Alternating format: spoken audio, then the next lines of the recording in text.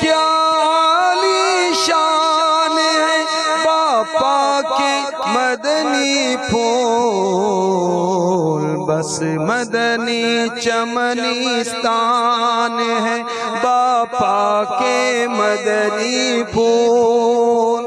अल्हम्दुलिल्लाह रब्बिल आलमीन वस्सलातु वस्सलामु अला सय्यिदिल मुरसलीन अम्मा बअदु फ़अऊज़ु बिल्लाहि मिनश शैतानिर रजीम बिस्मिल्लाहिर रहमानिर रहीम सलातु वस्सलामु अलैका या रसूल अल्लाह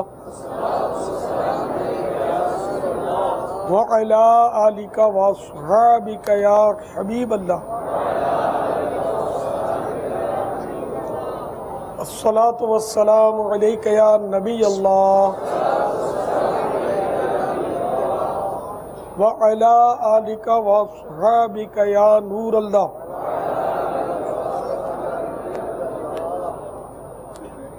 हमारे मतलब भोले भाले मुसलमान शायद उसको सवाब समझ के देखते होंगे, क्या सवाब कहाँ से लाएंगे? माअज़ल्लाह मर्द गैर औरत को देखेगा तो सवाब कहाँ से लाएगा? तो ये हो रहा है आजकल ना, दुनिया झुकती है, झुकाने वाला चाहिए हमको, मतलब आमदनी चाहिए तो आमदनियाँ होती है कि जिसके व्यूवर्स या नाज़रीन ज़्यादा होते होंगे, इनको एडवर्टाइजमेंट ज़्यादा मिलती होंगी। तो बहरहाल ये कि जो भी गलत करते हैं वो गलत है, जो सही करते हैं सही करते हैं, सही है। तो हम सबको गुनाहों से बचना चाहिए। तो हमें सिर्फ़ और सिर्फ वो देखना चाहिए जिसकी हमें अल्लाह और रसूल ने इजाज़त मरहमत फरमाई, और गुनाह से अपनी नज़र को बचाना चाहिए। तो नज़र का रोज़ा यही है कि अल्लाह ताला की मना करदा शय की तरफ हम ना देखें। तो अब हमारी हालत है कि ना आँख का रोज़ा रखते हैं, ना ज़बान का रोज़ा रखते हैं, ना हाथ का रोज़ा रखते हैं, ना पाँव का रोज़ा रखते हैं, ना कानों का रोज़ा रखते हैं। कानों से भी तो गाने सुनते हैं। अब ज़ाहिर है कि अब कोई सा भी चैनल चलाएंगे तो हम तो म्यूज़िक होता है, तो क्या नहीं होता। तो एक समझाने के लिए अर्ज़ कर रहा हूँ। अब ये कि कान का रोज़ा तो टूट गया ना, जानबूझकर म्यूज़िक सुना तो गए काम से। बल्कि मोबाइल फ़ोन में अब तो म्यूज़िकल टून आती है, तो ये भी सुनना गुनाह है। इसको तो फ़ौरन से पेशतर तरकीब बनानी होगी। खाली मन को मना लेना कि मजबूरी है और इसमें कोई ऑप्शन नहीं है, तो मोबाइल फ़ोन के बगैर जीना भी तो मुमकिन है ना। मोबाइल फ़ोन रखना भी तो कोई फ़र्ज़ या वाजिब नहीं है। मैंने नहीं रखा, मेरे पास नहीं। यानी बग़ैर मोबाइल फ़ोन के आदमी ज़िंदा रह सकता है ना, मैं हूँ ना, ज़िंदा हूँ। और भी कई होंगे जिनके पास नहीं होगा। तो मोबाइल फ़ोन रखना जायज़ है, लेकिन म्यूज़िकल टून उसमें ना बजनी चाहिए। इसको तब्दील करने और तौबा भी करने। तो इस तरह ये कि अगर हम अपने तमाम आज़ा का रोज़ा रखेंगे तो इंशाअल्लाह तक़वा भी हासिल होगा, इसकी बरकतें हासिल होगी।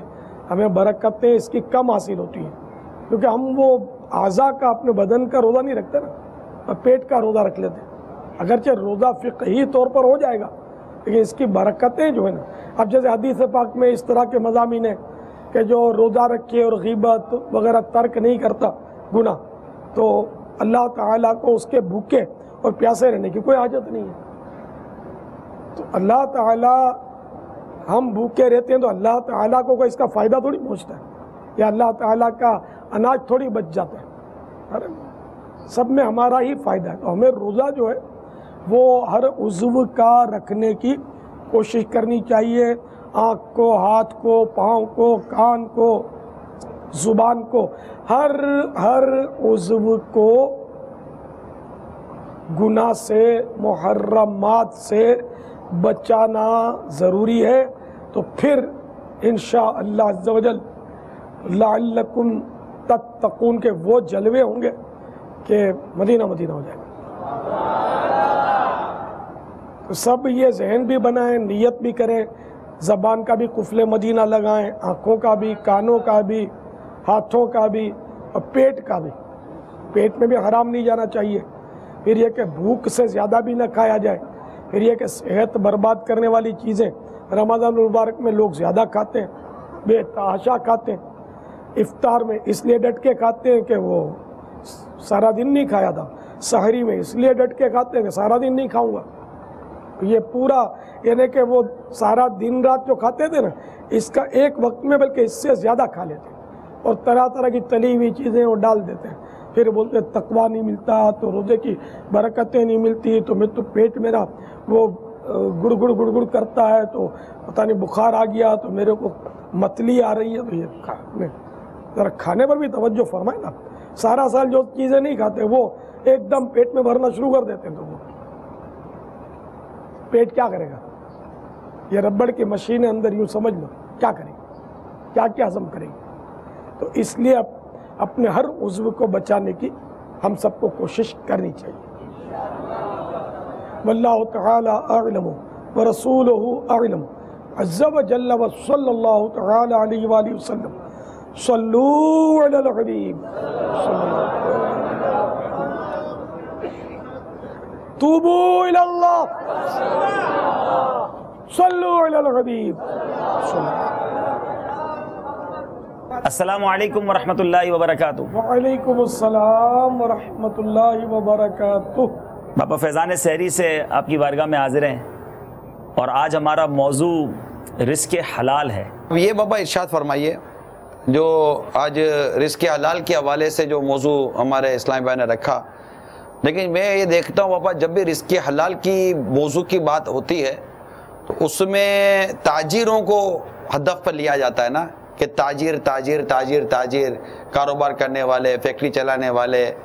मगर कभी भी इसमें, मतलब कभी तो नहीं कहता, उमूमन इसमें अजीरों को कुछ नहीं कहा जाता या अजीरों को टारगेट पे नहीं लिया जाता, जबकि ताजिर कम होते हैं, अजीर ज़्यादा होते हैं।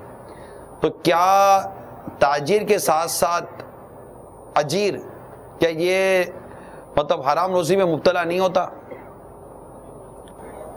अजीर शायद ये सब इसके माना नहीं समझते। जी बाबा, मुलाजिम, मुलाजिम भी अजीर होता है, इसके अलावा भी अजीर होते हैं।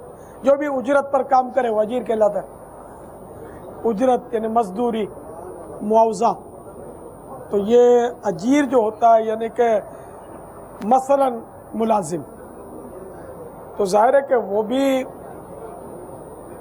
बाज़ सूरतों में हराम रोज़ी का मुर्तकिब हो जाता है। मिसाल के तौर पर अब ये कि वो अजीर इस टाइप का है कि इसमें कोई मजदूरी वगैरह का काम है,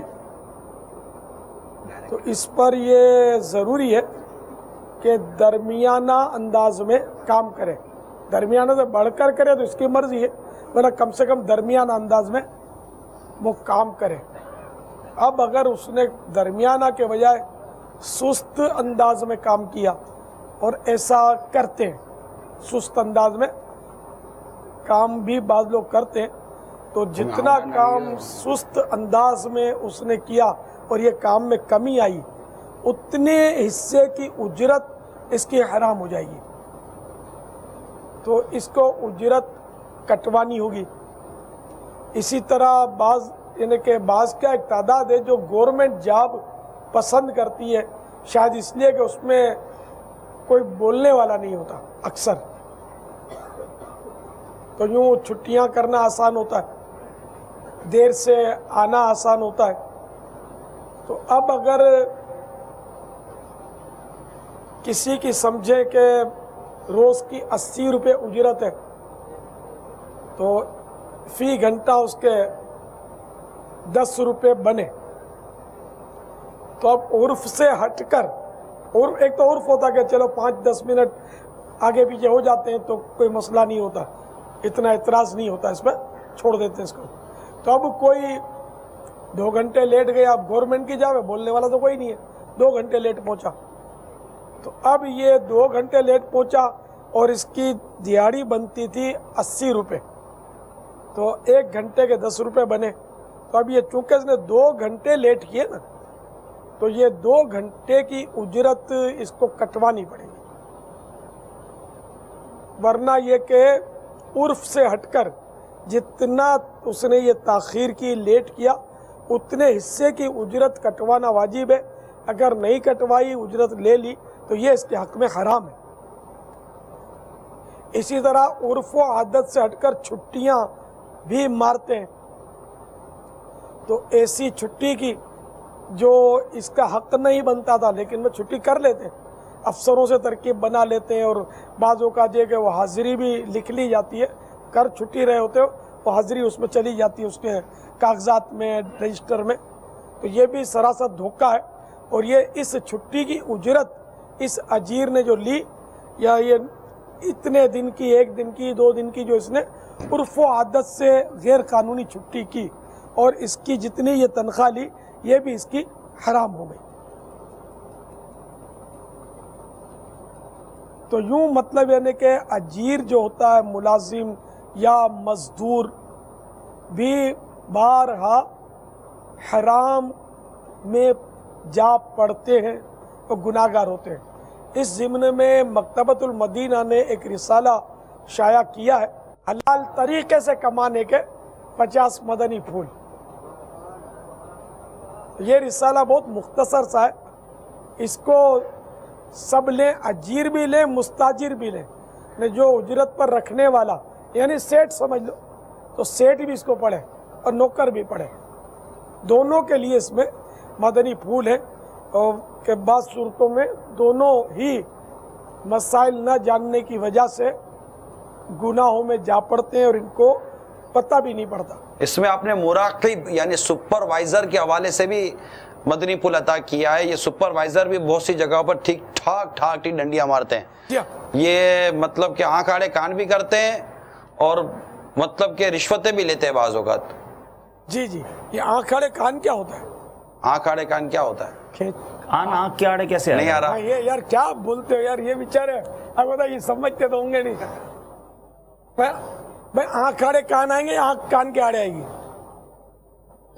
चादर तो आ सकती है आंख के आगे, कान कैसे आएगा? चादर आई, हाथ आ सकते हैं, आंख आड़े कान। चलो इनमें से पूछ ले बाबा, किसी को तो पता होगा, कोई तो होगा जो मेरी एक हाथ उठा रहा, रख लेगा यार। 2 3 अब बढ़ने शुरू हुए। ये पूछेंगे तो बोलेंगे नहीं, आंख आड़े कान तो नहीं आ सकते, नाक हो सकता है कि कोई लंबी हो तो आ जाए खींच के। नहीं हमारी ये सब कहवतें नहीं समझते बेचारे। बाबा आपको याद है हमने, नहीं समझ, ये तो उर्दू है यार, आंख आड़े कान तो नहीं। मैं आपको यार बाबा, आपको याद है हमने आंख आड़े कान वाला एक मंजर देखा था? जी हाँ, वो वाकई यानी कि वो प्रैक्टिकल ही था। प्रैक्टिकल था कि आंख बिल्कुल वो कान आंख पर लाए गए। चलो ये बता दो, बिल्कुल कान आंख पर लाकर दिखाया, उससे मंजर छिपाया गया है।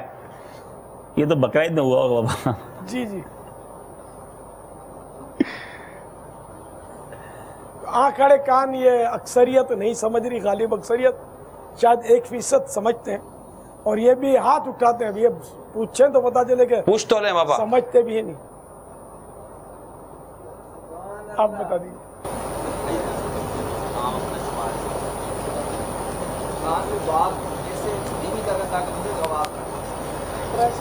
वो एक दीवाना कह रहा है कि कान में इस तरह धीमी बात करना कि किसी को आवाज ना जाए, लाल दाढ़ी है मेरी तरह।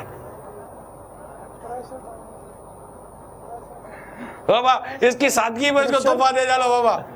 दूसरे पर प्रेशर डालना, आंख आड़े कान करना, यानी एक दीवाना ये बता रहा है।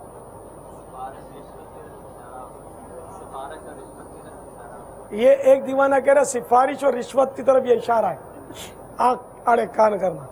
ऐसे आठ गाय को बोलते हैं अपने यार। गलती हो गई, रुजू करता हूँ। आंख आड़े कान करना यानी किसी बात को नजरअंदाज कर देना धोखे के साथ। ये माशाअल्लाह काफी यानी कि मुनासिब इन्होंने। बाबा इनको अमामा शरीफ का तोहफा, ये अमामा शरीफ सर पर सजा ले बाबा। हाँ ये सही है, इमामा शरीफ भी सजा ले और इनको मदनी हुलिया भी। इस्लामी भाई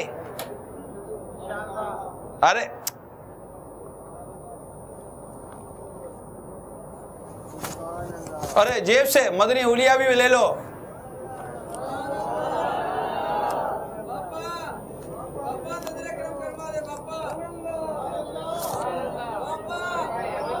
ईदी अल्लाह अल्लाह अल्लाह। बाबा ये तो 30 दिन का काफिला भी मिलना चाहिए। ये आँख आड़े कान तो काम आ गया बाबा।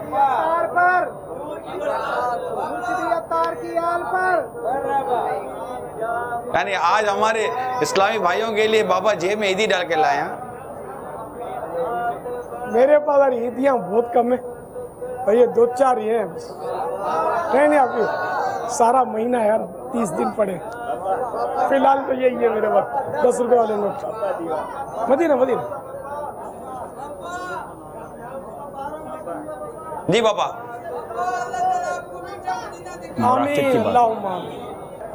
तो ये जो सुपरवाइजर होते हैं, मुराकिब या अफसरान, अपने मातहतों की जो गलतियां होती हैं उनको खयानतन छुपाते हैं, नज़रअंदाज करते हैं, इग्नोर करते हैं और उनको ये तनख्वाह लेने देते हैं।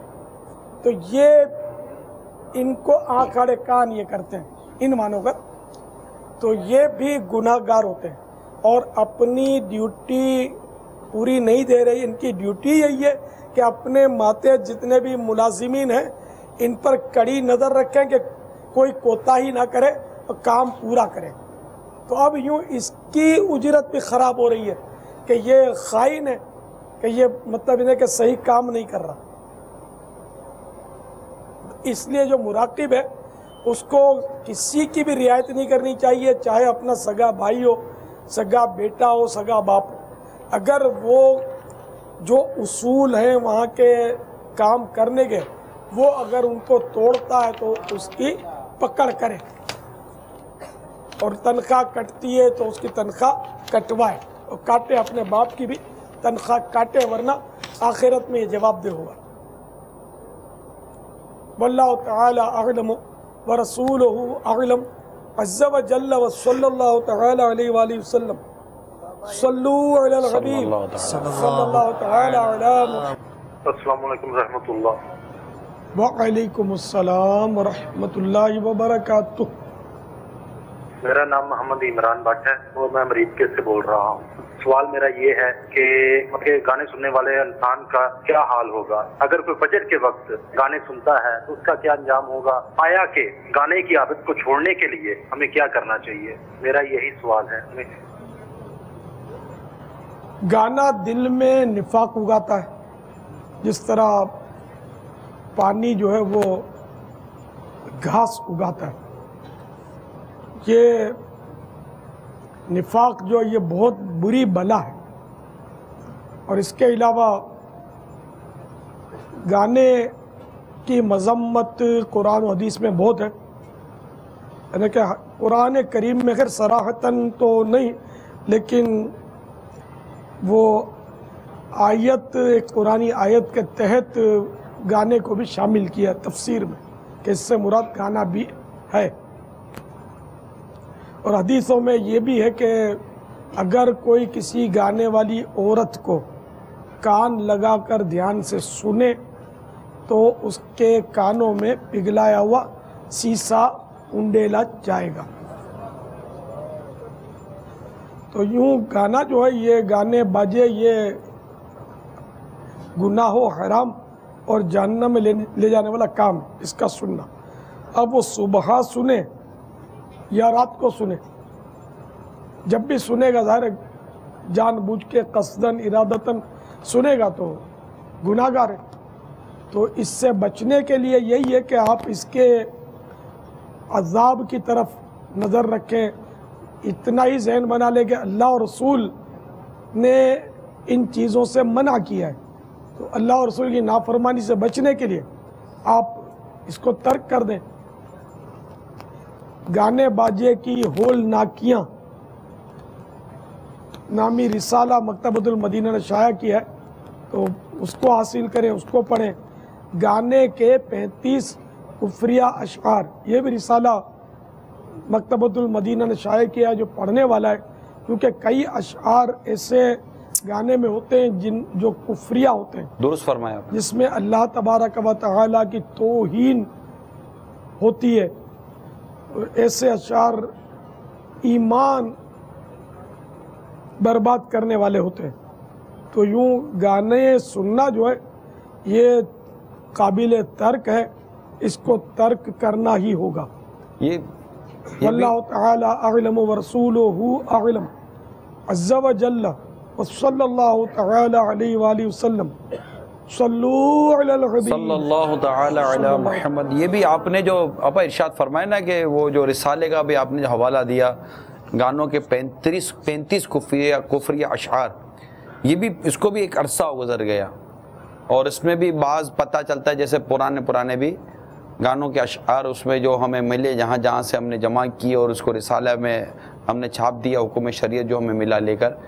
लेकिन मैं ये सोचता हूँ पापा कि इस वक्त जो ये जो गया गुजरा जो दौर है जिसमें बहुत ज़्यादा मतलब बेबाकी है, ना जाने इन पिछले सालों में मज़ीद क्या ऐसे गाने आए होंगे और इनमें क्या कुफरियत भरे हुए होंगे, कुछ समझ नहीं आ रही। क्योंकि कोई खैर की तरफ जहन बनता नहीं है, शर इस कदर बढ़ता चला जा रहा है, बेबाकी इस कदर बढ़ती चली जा रही है। ये 35 अशार में भी कोई वो हिसार थोड़ी है कि अब ये सारे दुनिया भर के गानों के अशार कुफरिया आ गए। इसमें अरबी में भी गाने होते हैं, सिंधी में भी गाने होते हैं, इंग्लिश में भी होते हैं, पंजाबी में भी गाने होते हैं, हिंदी ज़बान में भी गाने होते हैं और अपने इंग्लिश में भी गाने होते हैं, कह सकते हैं शायद दुनिया भर अंग्रेजी की में ज़बानों सबसे में ज्यादा गाने होते हैं। तो हमने तो ये उर्दू ज़बान के चंद गाने और शायद ये पंजाबी ज़बान के और हिंदी ज़बान के चंद अशार ये मिलाकर वो 35 हो गए अपने पास। मज़ीद चंद अशार मेरे पास जमा हुए हैं जिन पर हुक्म शरई भी मालूम कर लिया है। तो आपकी बात से ये याद आ गया, मैं इंशाअल्लाह इसकी प्रिंट आउट कर लेंगे इंशाअल्लाह। तो इनको भी मदनी चैनल पर इंशाअल्लाह चलाएंगे, यानी कि बताएंगे ये हुक्म शरई।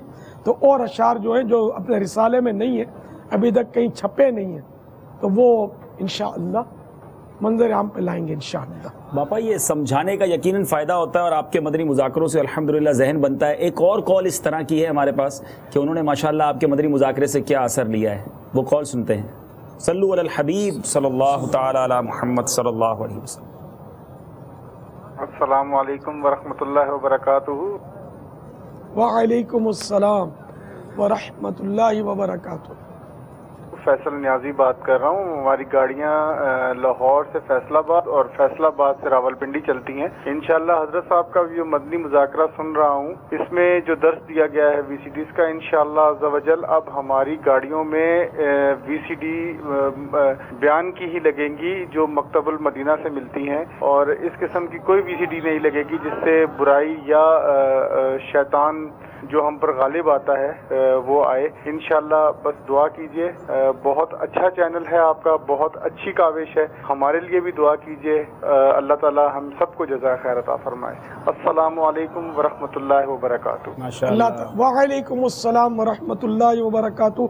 अल्लाह ताला आप सबको जज़ाए खैर अता फरमाए। आमीन आमीन।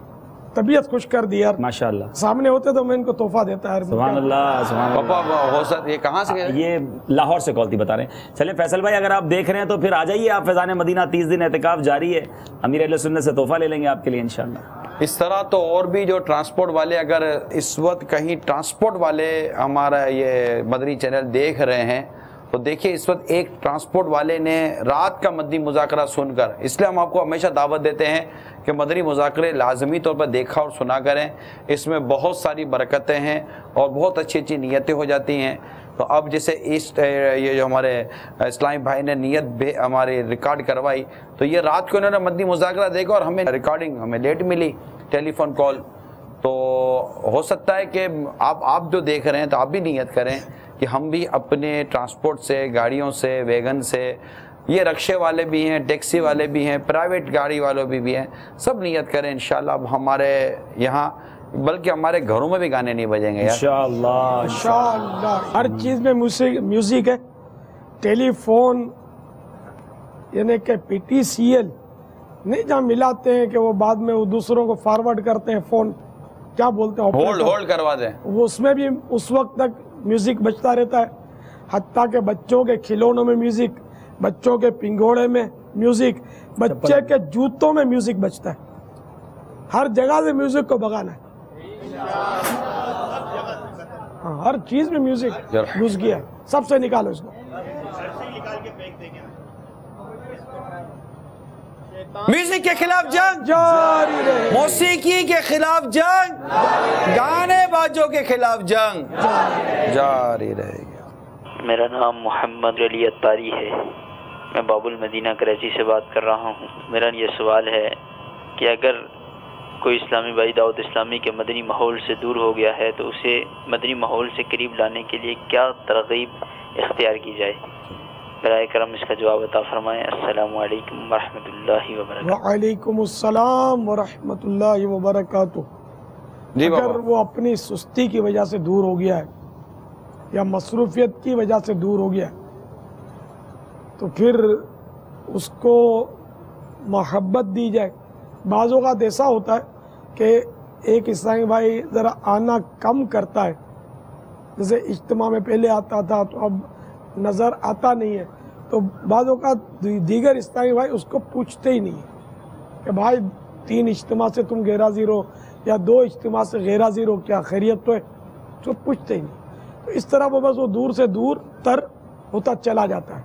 और जहाँ पूछने वाले होते हैं वहाँ इस तरह के वाक़यात कम होते होंगे कि एक इज्तिमा में गैर हाज़िर हुआ तो फट करके पूछते होंगे कि यार पिछली बार जुमेरात को आप नज़र नहीं आए, यार इस जुमेरात को आऊँगा, है ना। वो इस तरह तरकीब बन जाती है। खैर, अब जो जा ही चुका है तो उसको मोहब्बत दें, उसको प्यार दें, तो प्यार से मोहब्बत से उस पर इनफरादी कोशिश करके उसको राज़ी करें कि वो दोबारा आना शुरू हो जाए। तो इस तरह कोशिश करने से उम्मीद है कि ये वापस आ जाएगा।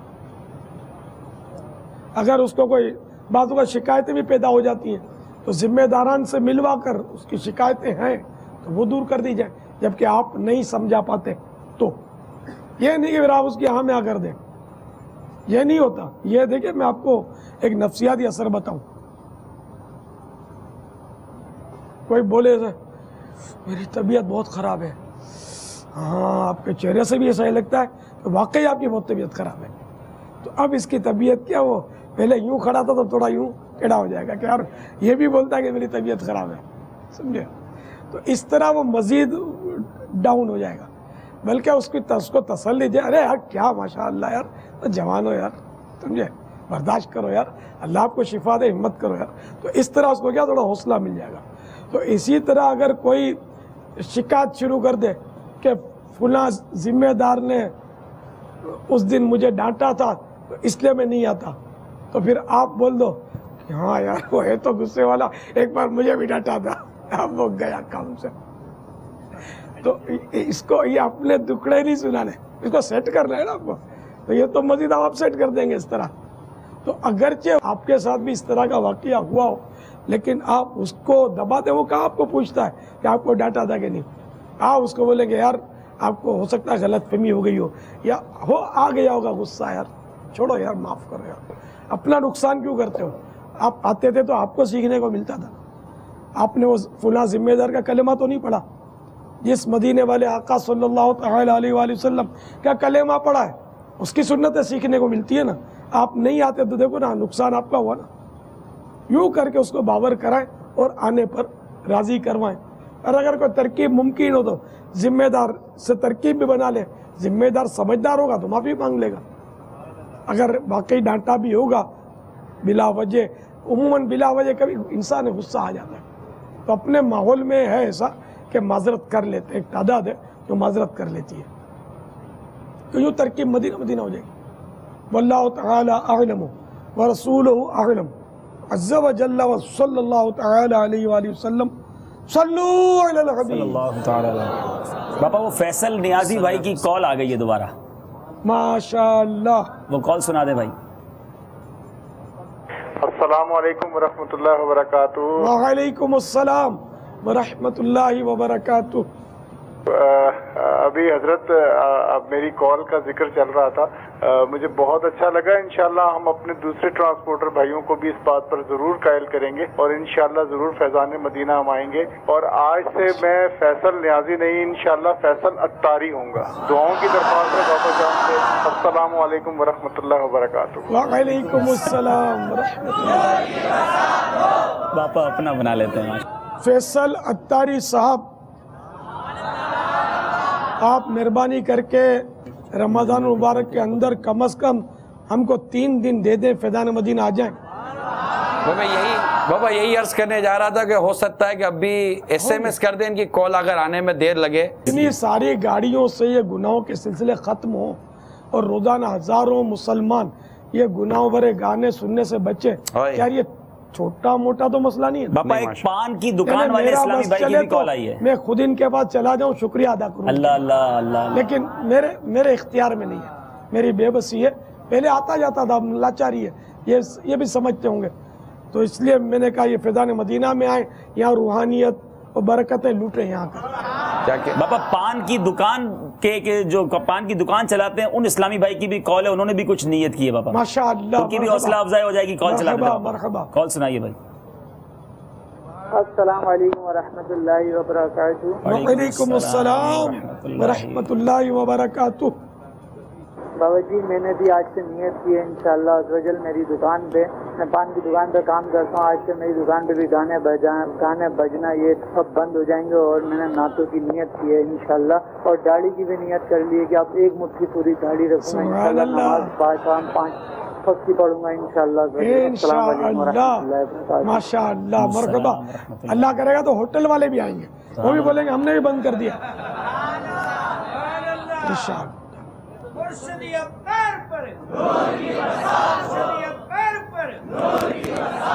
होते क्या आलीशान है बापा के मदनी फूल, बस मदनी चमनिस्तान है बापा के मदनी फूल।